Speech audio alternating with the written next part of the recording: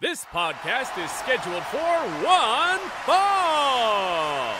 Introducing your hosts, hailing from Hull, England, Callum McGuinness, Jamie Bell, Kurt Johansson, and James Coggan. This is the One Fall Podcast.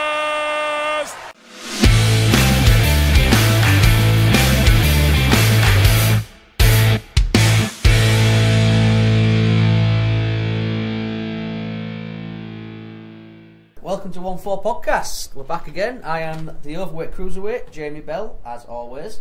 To my left, the proverbial crimson mass, Mr. James Coggan. Yo. And the... Just go with Sexy Ass Lottery. Oh, he's back to the sexy ass lottery this week. Yeah. Callum McInnes. Got your name right as well. You did. Check me out, eh? So, are you sticking with that now? Or? Yeah, for now, make it easier. I'll be Sexy Ass Lottery. The man of 1,000 nicknames. The man of 1,000 gimmicks. God. Yeah. So your sexy ass lottery tonight. Yeah. Cool. Change the format this week. We're going to do a 3 count, and then we'll be bringing you a second podcast this week with our One Fallout. Yeah, that's Raw and SmackDown One Fallout, reviews. yeah, One Fallout. I like that. Yeah. So Yeah. our speculations on what was happening on TV, what might be happening moving forwards. So basically we're trying to streamline the whole thing because we know we go on. So let's just try and cut the fat, cut the shit, and get on with it. We're trying to give you more bang for your buck. Yeah. You're going to get more content. Boom. More episodes. That's what people want, That's right? what you want, yeah. We do ramble, don't we? Yeah, like you said, there's some nuggets in what we say, but you have to go through a whole 3-hour podcast to find it. So now we're just going to separate those nuggets so you can digest it. You don't need to sift through the shit. So sorry about that, guys. Straight to the goal. Yeah, but thank you for downloading as well. I know we had a bit of a break the other week, and Callum informed me we've still got loads of downloads. Yeah, we've still got roughly the same amount of downloads, even though we didn't announce it much on social media. Yeah, everyone's been listening still. So and last week's episode will go up at some point. It will. We're going to be switching hosts. That's kind of behind the scenes, but we will be switching hosts. Yeah, nightmare. But it'll be all right going forward. So hopefully this format will be a lot easier for people to digest what we're saying. Yeah, and we hope you enjoy it. We have a nice 3-man booth tonight. You do. It's quite cosy today. It is cosy. We're all snug. Yeah, huddled around a space heater. Yeah. It's like an astronaut's helmet, that, isn't it? It is. Yeah, it's pretty good. See, I'm with it. So, just to clarify, this episode we're going to be talking about the 3 hottest subjects of the week. Yeah. Things that we think are noteworthy. Have a little talk about it, and then we'll do the second podcast as well. Let's rock and roll. Let's do it. But I'm just touching up though, because people like us now. We're all good at it. Yeah. We had a good week. Yeah, we did. We all been busy. All been busy. Oh, busy. Should we give the listeners an insight into our lives? Yeah. Okay. Well. Yeah. I fucked my back up. You fucked your back up. I didn't know that. I'm in absolute fucking agony. Oh, dude, I'm sorry. I've got some painkillers if you want some. I'm pilled up. Oh, I retract that. Thanks for the offer, though. I reckon any more might do me in. Right, I'll retract that one. We won't be driving home if we. Oh God, no. If I take any more, but we're busy boys. We all good. Yeah, that's it. What have you been doing, James? We have lives. Working, in every sense of the word. God, a hard worker. You're a busy man, aren't you? I'm a hard worker. Working hard with your hands. That's it. Oh God, and everything else. And everything else. Yeah. And Callum has a new job. I have a new job. Oh, well done. Congrats. Yeah. Fist bump. I'm a proper web designer now. Oh, so, yeah. Yeah, it means Jamie won't have to pay for everything. Alright, I'm going to do it now. But, that explains why it said I got a notification on my phone that says, "Oh, congratulate Callum McInnes on LinkedIn." On LinkedIn. I was like, yeah, it's a real job. Yeah, I'm actually using my degree for something. Who'd have thought? So well, I start that on Monday. So I'm very proud of you. Thank you. I'm proud. Terrified. Yeah. But yeah, hopefully, we're still going to have time to do this. Obviously, this is my first and foremost. The podcast comes before a nice salary, but let's. Well, maybe one day we'll be able to retire off this podcast. Well, that's the goal. We'll all have co-joining yachts in the Mediterranean. I'm going to put a little Patreon plug in here right now to get that that money coming in. Boom. And then we'll retire off the podcast. Yeah, let's do it. From this one solo on its own individual podcast. This is the one that retires. This is the one, the 3-man booth tonight. Yeah. Do you want to do our social media shit? Yeah, okay. Really? Do you want to do it at the end? Yeah, we'll throw We'll throw in the social at the end, yeah. You sure? Let's get on with the free count. Let's talk some graps. Well, let's start with the Drew McIntyre injury then. So Drew McIntyre Torn bicep. out until April. Yeah, April. it's early next year. Yeah. Hopefully back in time for Mania season. What a shame though, because I heard that he was going to be losing the title to Andrade Cien Almas anyway. Go to the main roster. Exactly, he could have been coming up to the main roster like ASAP, but I think this is a blessing in disguise because now it opens up that WrestleMania return. Yeah. The night after Mania, maybe McIntyre comes back to Monday Night Raw. Starts claymoring people left and right. People, or maybe he goes to SmackDown and Jinder's the champion. You know, Claymore. And we've got a little 3MB reunion for the title. Oh, man. Imagine hearing that without 3 years ago. Without the best member of 3MB, you might have just Slater. Yeah.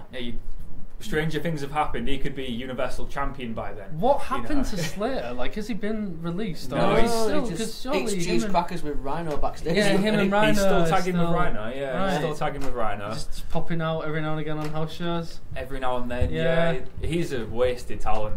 Yes. But he's got kids. He's got kids to feed. I got kids, man. I've always thought I'd love Heath Slater to get an Intercontinental title run. I really do. I'm with you on that. I think there's so much potential there. I know we're supposed to be talking about McIntyre, but while we're on it, This is the real subject. yeah, The injustice of Slater. yeah, that should be the name of this podcast tonight. I'll call it. Yeah. The injustice of Slater, Yeah.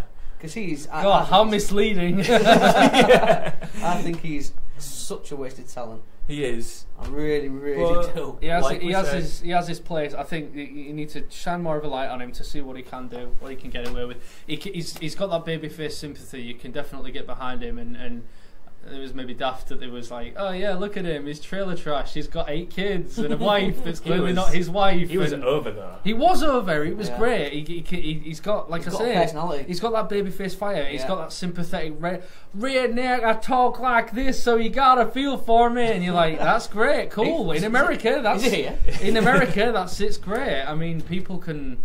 We're all nothing but ants to the fucking to the higher ups in the Fed. You know, to the McMahon family. We are the paying fucking pigeons. Yes. Who fill the Yes. seats every night, so we get it, you know. We've got fucking kids, we've got families and shit. So maybe by that logic, you know, we could expect McIntyre to come back, start up a little feud with his former two. it could batter Rhino, and then that puts him on the shelf, and then him and Slater can be a tag team. So this all leads. So McIntyre lost the title, So that he could go to the main roster, so that he could work house shows. and reform 2MB. 2MB. The two-man band. The Wow. 2-man band, yeah. That's From what I read, back to McIntyre, Vince is basically in love with his look and wants him on the Well, main that's roster. why he was hand-picked. The chosen one. The chosen one, the Highlander. the prophecy will be fulfilled. Why have they not lent on the fucking Highlander gimmick? Why have they not literally used the Highlander gimmick? So the Highlander Drew McIntyre. Yes. I like that. I love Oh that. my fucking I god. love that. It might be because I was listening to a podcast about Highlander, but oh my god, McIntyre is an actual Scotsman. He is a fucking beast of a man who has improved so much on the mic and in the ring. He is the Highlander, I like and that. he decapitates people with his claymore knee. I love it. Boom. Vince- There can be only one. Give me the championship. I love Mahal, it. If you're say listening- goodbye to your head. If you're listening, Vince, and we're pretty certain you are, listen to this man. I like that. I still get goosebumps when I watch his fucking entrance. It is His entrance theme, his look, the way he comes out like he's fucking leading an army. You know, Yeah. he looks like he's gonna Fucking kill brave someone. eye, He, isn't he? he Yeah. is William Wallace. Yes. That's it. He is He's- William Wallace. He's Yeah. the Highlander, Boom. There we go. I think he is a megastar. He's got everything. and he's still young. He's so young. He's younger than 32. us. Is that all he is? No, he's no. No, he's 32. Never. Yeah, he's 32. No, he's not. He is. Well, he's younger than me then. And the only reason I know he's not younger than me is because he was 19 when I saw him when I was 14. So yeah, he's 32. Oh, wow. Yeah. Okay. So No, hang on a minute. yeah, so he's 4 years older than me. I was 15. I'm You said he was 28. 14. He was 19. That's 5 years. No, 14 and yeah, okay, so yeah, he was 5 years older, so he's nearly 33 then. So he's the Right, same age okay. as me. Yeah, same age as you. Hey, well, if he's got a fucking chance. That's the I think his body of work is a bit... Don't ever worry about it. DDP is the bar to set for how old you can be and still have an incredible career. Right. Don't you ever worry about that, Jamie. I've got a look. I've got your back. You've got a look. You're the overweight cruiserweight. I am, right? You and Dunn tear the house down with the UK title. 305 Live. It batter 10 shades out of you, but hey... I'd watch that. Get me a paycheck. Yeah, it would, yeah. I'd be alright with that. You'd be the new James Ellsworth. I would, yeah. Hey, if Carmella wants to take me on the lead, I'm totally up for that. Yeah, God, there we go. Hopefully. There's as you say, it's a blessing in disguise. It's a shame because I feel like he hasn't had a chance to really dominate NXT apart from just being, I'm the big guy, I've got the title in NXT. He hasn't like decimated like waves and waves of oncomers. It's not been like this open challenge that they're really trying to establish and have managed to establish these past few years on the main roster with AJ Styles welcoming all comers to the US title, John Cena doing the same. Roman Reigns recently started talking about it with his IC title. It's an open challenge. I'm a fighting champ. Come and get me. It's Shaw babyface fire, and McIntyre for the most part, big old babyface. You want to get behind him. You certainly don't want to be in fucking front of him. You want to be stood behind him with him leading the charge. So I think that speaks volumes about his character. I hope they keep him as a babyface though when he returns. Well, I hope so too. Oh man, him and AJ for the title could tear the house down on SmackDown. Well, I was just going to say I'd like him to go to SmackDown. Yeah. I just feel like SmackDown's more of a wrestling show. He's a SmackDown guy, I think. But I think he'll come back on Raw. Just because everybody goes to Raw. Is Vince's project, and he has been for so many years. I can imagine he'll be like, give me Drew McIntyre on Raw. That's my guy. That'd be a shame because you really want that roster depth on SmackDown to compensate. Because you do want more wrestlers. I do feel like everyone goes to Raw. Yeah. You know? Well, they do. That's the flagship. It's annoying. Yeah. So to sum it up, do you think Drew McIntyre becomes champion in 2018? If he goes to SmackDown, yes. I think he'll become a champion. I don't know if he'll be top shelf, but I think he's walking away with another IC or a US title. I'm with you, James, on that one. He'll win a title. I'm going to go for the world title. Okay. If he goes to SmackDown. Well, I feel like he has more chance of being the WWE champion than the Universal champion. Without a doubt. Yeah, without a doubt. Well, I mean, on saying that, I mean, because Lesnar's still going to be around until WrestleMania, and they do want to sign him again. Seeing a stare down between McIntyre and Lesnar, that's gonna be interesting. And how tall's McIntyre? 6'4", 5". I think he's 6'5", 6'6". Yeah, so he's not far off from Strowman. Yeah. There's some interesting matchups between those guys now. If they go on Raw, when Big Cass comes back, he can decimate Big Cass. Yeah. He would ruin. He would. Big Cass. Big Cass is tall and he's got a big boot and a big fucking flabby belly. Yeah. Like fucking. What's Big Cass is like the middle evolution between Drew McIntyre is the final stage. Is it safe to say Big Cass is the Marty Jannetty of Enzo and Big Cass? Oh my god, he is. He is. Fuck, I think we need to dedicate a podcast to that. I just thought. Who would have thought? I know, right? Enzo's Shawn Michaels. Yeah. I know. Big Cass and big ass. You big ass. Hey, Lance Storm said the other day that to quote, he said Enzo Amore is a younger Chris Jericho. I can see that. He needs work. He needs work.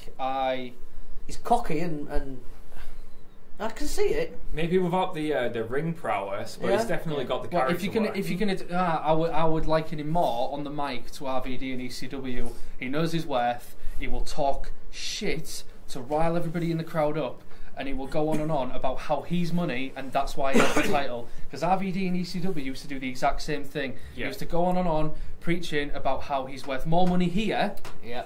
In ECW, getting all hundreds of thousands every year from Paul Heyman. Which he's probably still owed. Oh god, yeah. But that was his gimmick when he was feuding with Sabu, when he was feuding with Taz. That was his spiel. That was his shtick. God, I miss ECW. I really do. It's interesting. Yeah, I really miss that. So, shall we move on to number 2? Yes. This excites me. A Women's Royal Rumble. It's I think it's the culmination to this women's revolution, if you ask me. They've been doing the Hell in a Cell. They've had ladder matches. Yep. They've had everything else. They've got 2 titles now. Yep. One on Raw, one on SmackDown. Yep. They're taken seriously. Is this the last step? Which it should be, because we are all fans of women's wrestling on this podcast. Absolutely, yeah. And they should be treated just as equally as the guys, in my opinion. Yeah. So is this what wraps it up? I think so. Is there anything else to do after this? Like, I think main event WrestleMania. Yeah. I mean, it depends on how marquee you can make that match. For me, I think there's only one more step, and again, this really, really depends because of the world that we're in at the minute, that the climate politically and socially has changed. I know Becky Lynch recently had an interview about how she felt about intergender matches and about women facing men, vice versa, because obviously she's had this playful feud with James Ellsworth. She's the last kicker. She'll take on anyone. She's not scared. She's a fiery girl. She will take on anyone. And just throwing James Ellsworth around the ring like he's nothing. You can do that. There has been plenty of times, especially on the indies now. We see it here in Britain, and you see it all over the world. You do get women and men competing in mixed tag matches, mixed, intergender matches. Yeah, that's it.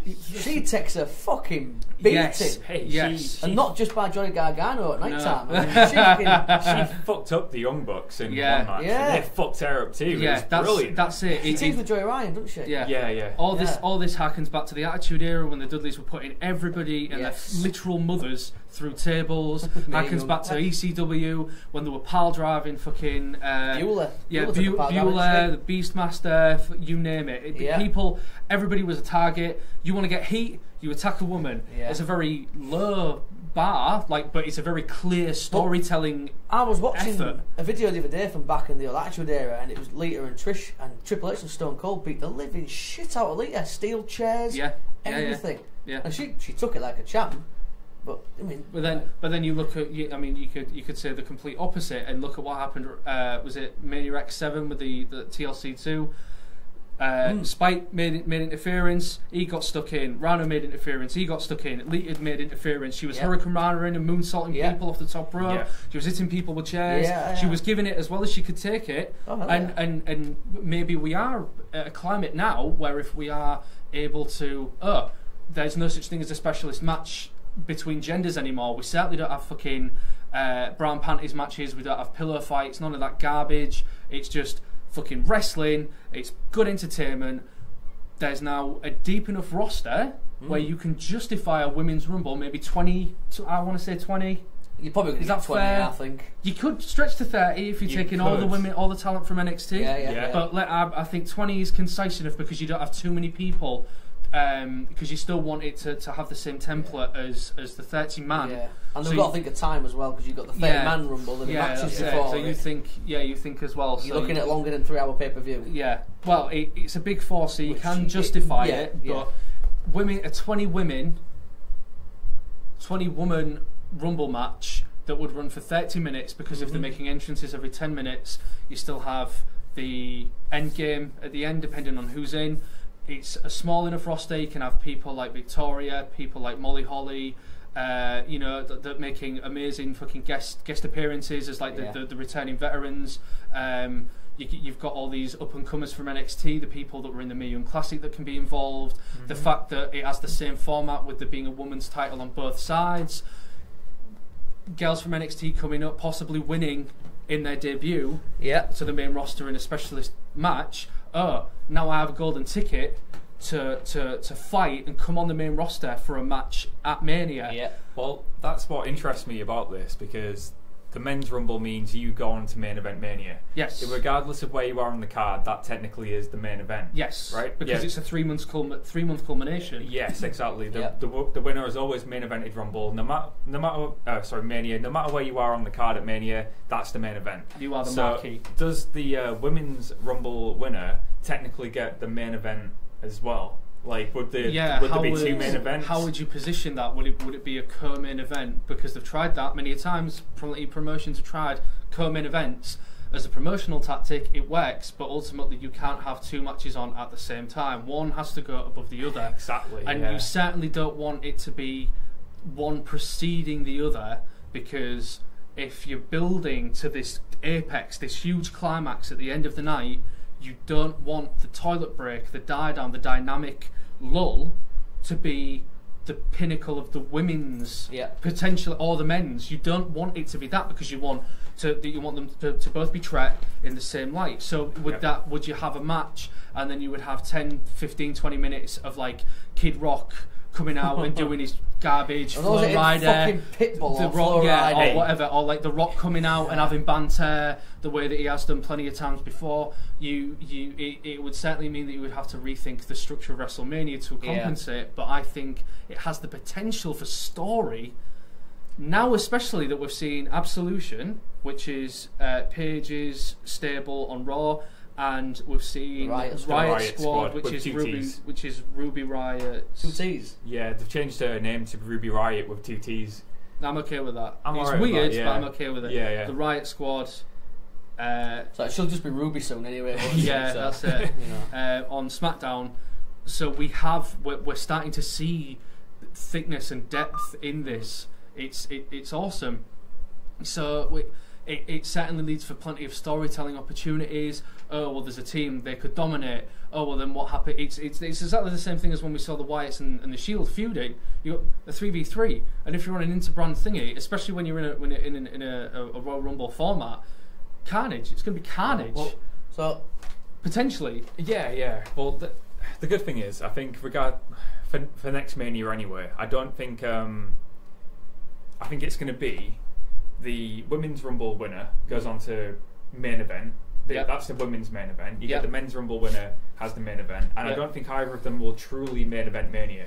So I think you're going to get Reigns and Lesnar to close out WrestleMania, and then I think you'll get both matches go on during the night to say to be even. So it's like neither of these men went on last. But so you will have like a legend status match. Exactly. The closer of Mania. I hope I'm wrong with what I'm about to say. I think the match that will close WrestleMania 34, this is my bold claim, will be John Cena versus The Undertaker. And I hope I'm wrong, because Taker doesn't need to go anymore. He doesn't, but he's coming back at the Raw 25th anniversary in January. He's been seen backstage looking buffer than he should be. I hope you are wrong, Jamie. He doesn't owe us anything. No, he doesn't owe us shit, and why on earth would he come back? I just have this little inkling. Yeah. I think if it's going to happen, it'll start on the 25th anniversary of Raw in January. You are right. Well, January. That's where it's going to be. Right. You know, that's where the it's Raw going to be. before the Rumble. Yeah. Oh shit! That's where it sits. 25th anniversary. Wow. Imagine if it was the night after the Rumble. Well, what the kind of storytelling you could tell in those 48 hours, like back to back. Just a hunch, but going back to the Women's Rumble. Yeah. I was reading what Vince wants, and he's trying to make happen is to have Ronda Rousey win the Women's Rumble and face Charlotte at Mania for the Women's Championship, which I'm presuming is the SmackDown Women's Championship. Right. Yeah.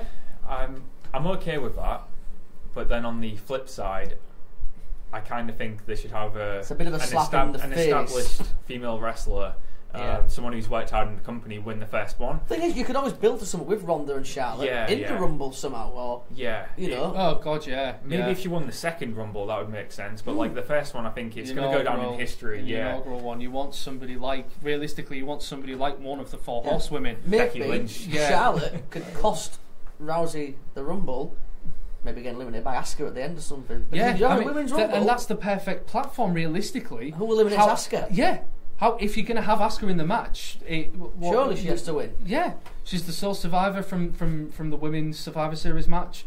She's undefeated. Here's your next bold claim: Paige will end Asuka's streak. Oh, I hope you're wrong again. But Paige will be the one to end it. So I'm throwing these bold claims. There's a lot of storytelling potential if this does go ahead. I am more than happy to see that happen. In terms of drinking games and just home format entertainment, I think it's great. We have more opportunities to place bets with each other, to be second guessing, and it keeps us on the edge of our seat. I love the Royal Rumble. For me, it's the most entertaining and unpredictable match of the year. It is my favourite pay-per-view, second to WrestleMania, but that's purely because of the spectacle. So, seeing women getting the treatment they deserve in the Big Four, like we say, we've seen it with WrestleMania, big marquee matches. We've seen it at Survivor Series, SummerSlam again. It's logical that right, you get a Royal Rumble. Yeah. You do get the Royal Rumble to me. Totally agree. Awesome. Agreed. I think we're all agreed in it. It's a great move. Yeah. Bring in the Rumble. I don't care. Like more Rumbles are better. I know you're a huge fan of the Rumble. Yeah. I mean, I'm not saying like you need to do a Money in the Bank and have, you know, like. I mean, there was speculation. There's going to be four. There's going to be 4 ladder matches. Well, there's going to be one. Going to be there's going to be one. Yeah, there's going to be one. Yeah, that's the only way that they've rectified it. Yeah. Because Callum's face just turned fucking red. It's good to be both branded. Yeah, that's it. The initial speculation was, oh, well, are they going to have a men's Raw, a men's SmackDown, a women's Raw, and a women's SmackDown? People can't handle 4 ladder matches in one night. Even on TLC, they can't handle that many ladder matches. Does that make it a big 5 now? Yes, it does. Yeah. That's exactly what it does. So the winner of the Money in the Bank ladder match can cash in on either. Brand. Oh, that's so good. Give me that unpredictability, please. I love it. Yeah. More of that. More storytelling opportunities. Absolutely. It's almost as if the Fed is starting to listen to their fans. Right, awesome. Speaking about people listening to their fans, let's move on to our next topic. And what would that be? Is it the Bullet Club by any chance? Oh, it certainly is the Bullet Club. Right, well, they seem to pop up in our free counts every week, and I know we're all quite big Bullet Club fans, but this one took me by surprise. Did I mention about my Bullet Club t-shirt of Jeff Jarrett? Oh yeah, you've never mentioned, only every episode, but so I think it was earlier this year, a fan tweeted Dave Meltzer saying, do you think the Bullet Club could sell out a 10,000-seater arena? And he said no, which really ticked off members of the Bullet Club. To be fair, that wraps the podcast up then. If Meltzer says no. So a lot of fans started interacting with Meltzer on this one and saying, well, I think they could, and some saying no, they couldn't. So the Bullet Club have put the money where the mouth is, quite literally, and they're self-financing an arena and the wrestlers and putting on their own show, and they want to sell out 10,000 people. I think they will. Is a huge crowd in North America. It hasn't been done outside of WE since WCW. Yeah, just to put it into perspective. TNA hasn't touched those numbers. Like maybe 2,000-3,000. Exactly. But you are not touching those numbers. I think they'll do it. I genuinely think. So they'll do I it. agree with you. But what do you think makes the Bullet Club different to say TNA when they were at the peak with Kurt Angle, AJ Styles? What makes this show different, and how could they possibly bring it together? I don't know. I just think they're like a cult phenomenon, aren't they? It's like they're just this mega fucking entity on their own. It's not just wrestling now. It's the fucking Bullet Club. They've got a fucking actor in the I think that may be one of many pivotal turning points to allow this thing to happen. You have a Hollywood actor involved. You have connections directly to Hollywood and promotion all over the world. Yeah, they've ascended pro wrestling into that cool mainstream. Yeah, kind of thing. It's that sub, like you're just below surface level. Like you are so close to just exploding into the mainstream. Yeah, and all of this has been self-made. This is all manufactured off of their own backs. It's because of the Young Bucks having their documentary style show on YouTube. Yeah, it's because it's fantastic. It's because of their cross promotional work between New Japan and Ring of Honor. It's the fact that every now and again their stars dip into the UK, doing shows up and down. They work for nobody but themselves. They have a great working relationship with everybody. They can pull in so many resources to make this happen. And the fact that they could do it in the face of not only the Fed but Dave Meltzer, I think is enough to fuel enthusiasts wherever it is that they decide to book this, probably in North America, and they will come in their droves.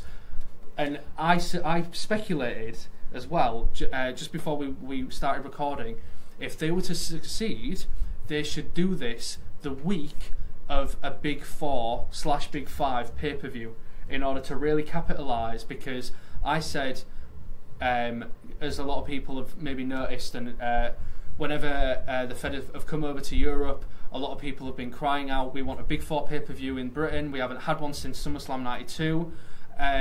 Give us something, and they'll joke and they'll jest and they'll say, "Oh, Triple H is in the ring. Oh, the big guy in the back, he can't hear you. You've got to keep shouting." Yeah. Giving us false promises. Come on, we want something. If the Fed ain't going to give it to us, they could even try and run a smaller trial run in the UK. Maybe a 5,000 seater and see how they went with that one. I agree completely. Well, I think they'd have 3 tickets sold at least. Definitely. Yeah, wherever they put that show on, like I heard someone say they don't have to sell out 10,000 to make a profit at that point. No. But it's a matter of pride, I think, now. Well, they're saying, someone said we can't sell out 10,000, we're going to do it. The numbers speak volumes. If they sold out 9,999, I think they'd take it as a failure. Yeah, you know what I mean? And I think they want to sell that 10,000 plus. Yeah. And I also want to point out as well, Dave Meltzer has the gall to say that the Bullet Club can't do it when the match between Kenny Omega and Chris Jericho for Wrestle Kingdom 11 has been announced. And that's while Jericho is still contracted to the Fed because he's a legend, he's under a Legends contract. So you can have worldwide famous wrestlers like Chris Jericho just appear ready to have marquee WrestleMania level matches. Well, that's what they're saying. They're trying. I've heard rumours, and it is just rumours at this point. They want Daniel Bryan, they want CM Punk. As James said, you could easily get Chris Jericho too. Yeah. So imagine you've got the Bullet Club, Daniel Bryan, CM Punk, Chris Jericho, all on the same show. What kind of a wrestling fan would not want to buy a ticket for Are that? you joking? I think I'd be tempted if you went, here's WrestleMania tickets, here's tickets for this. I'd have to think about it. Oh, yeah, I think I would actually. Yeah, and I'll tell you right now as well, if they want to make sure that they are going to fill half of their seats from one match, you have Jericho beat Omega, then they have a rematch 6 months down the line, and Omega wins. So you have the rubber match at this event, and you have it at the back end of the year. I mean, I'm sold on that already, James. Yeah. You've just booked that now, and I'm sold on that. There you go. So I mean, I almost we'll tweet the books later. And almost shed a tear when I watched the video of Jericho calling out Omega. Like it was. I had goosebumps. Yeah, it was poetry. It was everything that I've wanted to see for so long as a wrestling fan, in terms of pulling me from what I'm so used to with our North American branding, and have it thrown and integrated so seamlessly with the storytelling in Japan. It was absolutely perfect.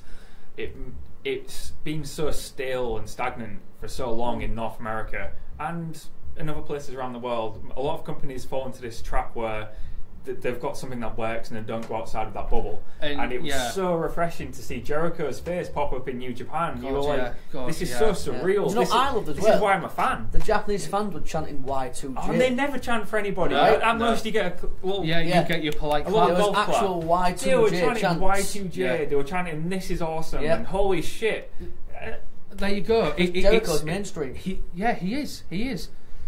I mean, what would you expect? I mean, when is Jericho's cruise happening? When is his rock and roll wrestling cruise? I think it's early next year, isn't it? Early next year. Is it early next year? Yeah. Would it be fair to say he could have members of the Bullet Club appear on the cruise?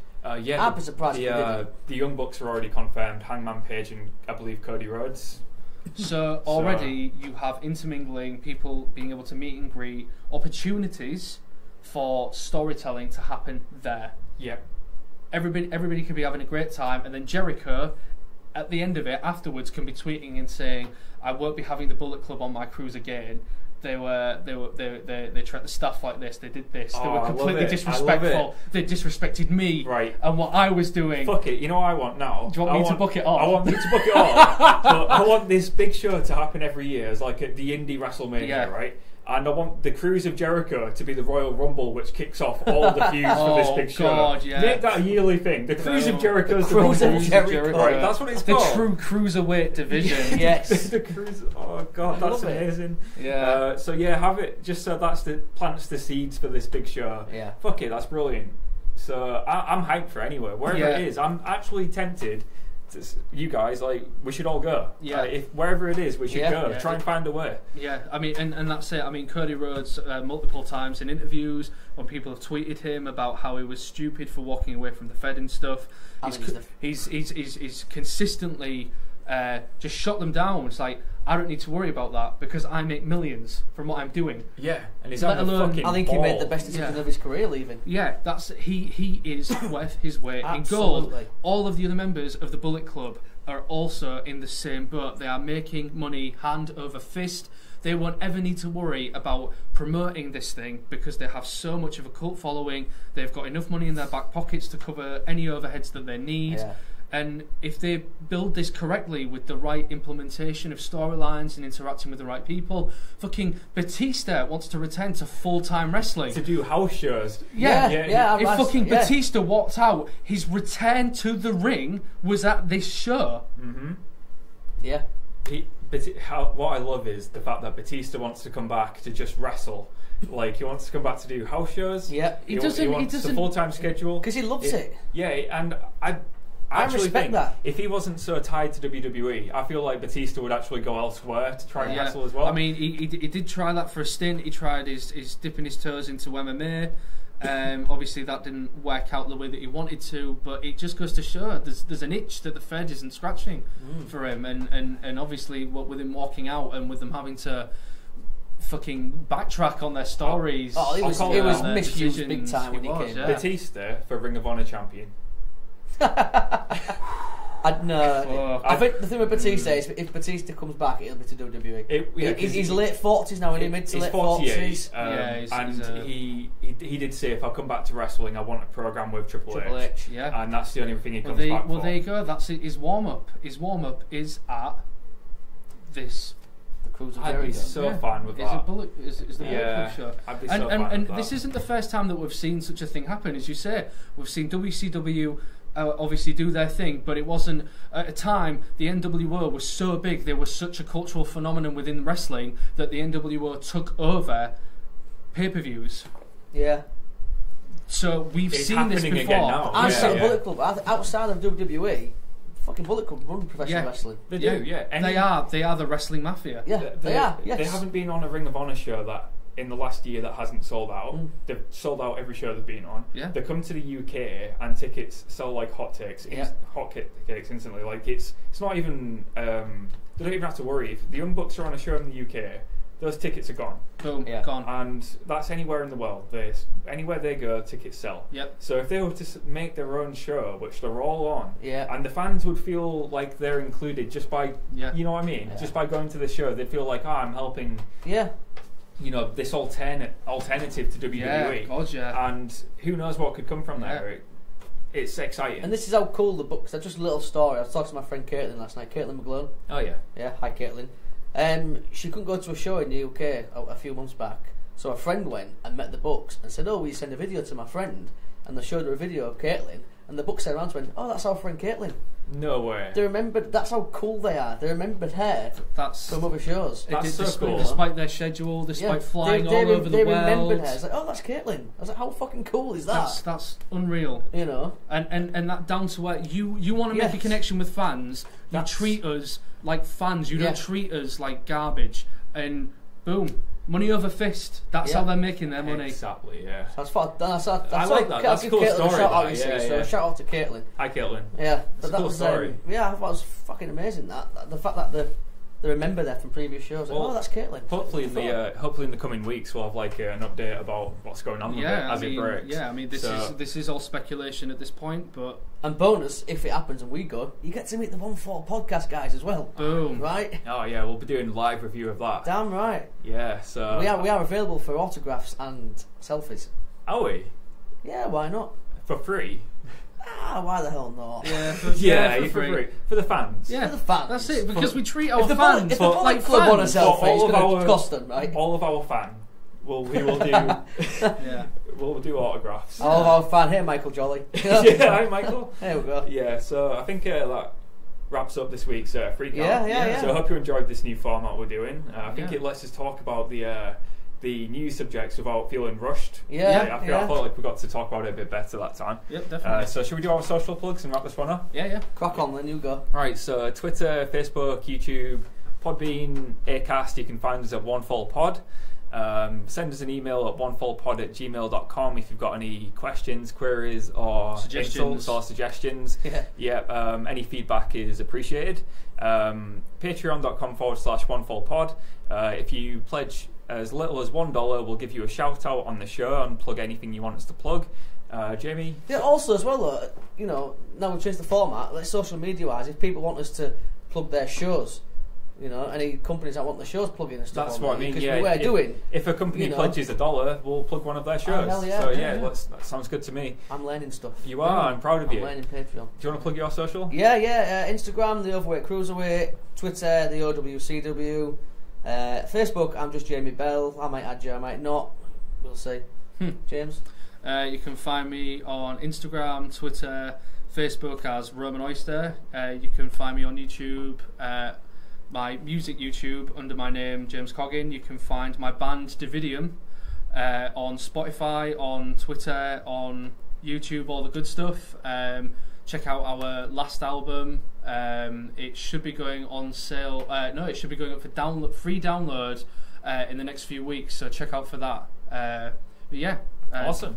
So free download, you say? Yeah, that's right. That's my favourite price. That's free. That's 5-finger discount. I love free. Oh yeah. And, favourite. Lastly, you can find me at Palace of Wisdom. I didn't. Palace of Wisdom on Twitter. Sexy Ass Lottery on Instagram. And is there anything else I want to plug? No, I think that'll do this week. Yeah, I won't plug the other guys tonight because there's another, God knows how many. You've got to show up to get the plug. Yeah. So, sorry, guys. Maybe next time, fellas. Maybe next time. But yeah, on that bombshell, thanks for listening. Yeah, thanks for listening. See you next See you next week. Peace.